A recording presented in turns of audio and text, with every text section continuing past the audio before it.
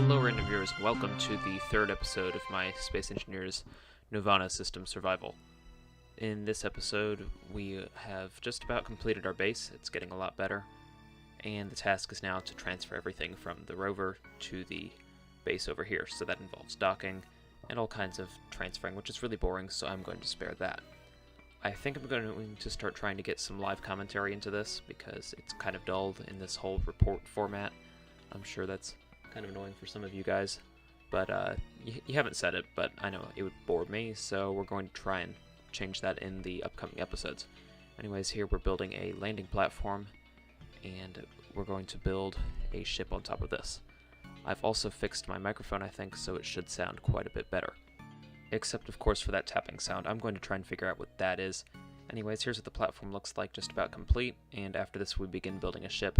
Shipbuilding's boring because you do all kinds of changing. You do a little bit here, a little bit there, and I've got a video on that. That video is really boring. In fact, I think I took it down.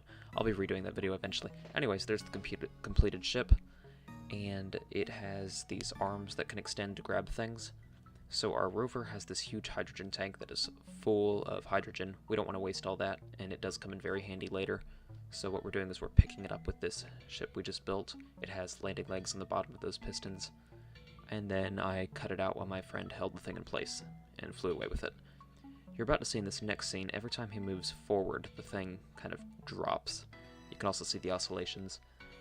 Definitely not up to standards of real life, but hey, we're alone on a planet, so standards don't really matter. But yeah, you can just see it kind of drops as he presses the forward button. Not good. Anyways, after a lot of minutes of maneuvering and just trying to get it to lock, it finally does lock into place, and then we add a conveyor line to it so that we can hook up the whole system to our base. We use it to refill our hydrogen bottles, and we later use it to fill up our ship. This is the last pieces of the rover beginning to be destroyed. Here's me trying something else with the microphone, and hopefully that fixed the whole popping sound. Anyways, then we had to do some mining because we were low on materials. I was doing it independently, but that wasn't working too well, so we used our newly built ship to transport these 4 medium cargo containers we stuck together in a row. We later found out that you can actually push them when they're empty, so you can put them in storage, then pull them out just by pushing them. It's really cool, just with your character. Anyways, we fly over to the mining place with that, and we begin filling them up. We fill them up completely. As I'm talking about the dangers of dropping these fully loaded cargo containers, I cut out the landing gear from under the ship and blow one up. Yeah, literally as I was talking about it, it was really funny. Then we had to quick load and refill the cargo containers, but anyways, we did that. It was fun. After arriving back at base, we begin work on a launch and landing platform.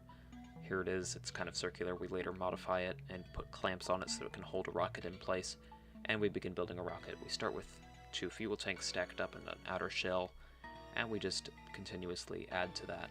Here it is a little bit more complete. It's got a frame. We're going to be using half blocks just to conserve weight, and then here's the floor to the flight deck, which is full blocks just to maintain structural integrity.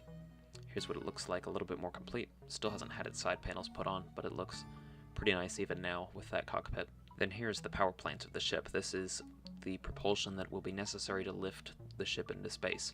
It has a large cargo container, and we wanted it capable of lifting that thing even if it was completely full. So it has 8 atmospheric engines, 9 hydrogen thrusters, and 2 ion thrusters, all designed to lift the thing.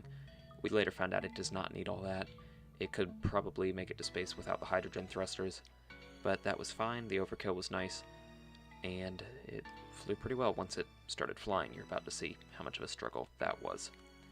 Anyways, here's the launch tower kind of retracting its little plank for walking across. We've already disconnected the conveyor line, and we begin boarding the ship. We close up the door, make sure it can seal, and once the air vent turns green, we know it seals.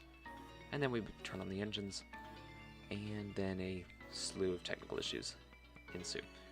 There are like 30-minute intervals between these clips at this point.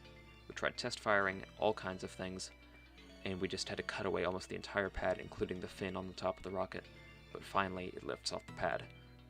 And we go a lot like this, just tapping the throttle because it accelerates so quickly. And eventually I get the idea to turn off the hydrogen thrusters because they're really not necessary to lift the kind of weight we're lifting. It is nice to have that acceleration. It got us to space relatively quickly. There we go, there's that switch completely to atmospheric. And we kind of coast like that, boosting hydrogen a little, and when we started needing items like a medical bay, we used to attach them to the side. So thank you so much for watching. Please do like, comment, and subscribe, and I hope you all have a very nice day.